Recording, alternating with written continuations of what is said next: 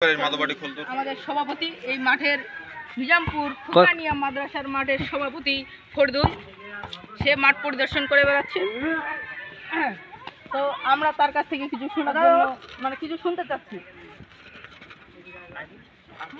তো সভাপতি, মাঠের সভাপতি, আসসালামু আলাইকুম। আপনি কিছু বলুন, আপনার এই মাঠের কিছু, এই মাঠটা আপনি কেমন ভাবে পরিচালিত করতে চাচ্ছেন? ঝগড়া ছাড়া না ঝগড়া নিয়ে না মারামারি নিয়ে? কিছু বলুন। ও অল্প কিছু মাত্র 10 সেকেন্ড আপনার সাথে কথা বলবো। আপনি জানি আপনি অনেক ব্যস্ত লোক, এর মাঝে আপনাকে অল্প একটু প্রশ্ন করবো। তো মাঠের মধ্যে অনেক দর্শক, তারা আবার প্লেয়ারও সবাই খেলবে। আজকে বিকালে আমাদের খেলাটি অনুষ্ঠিত হতে যাচ্ছে।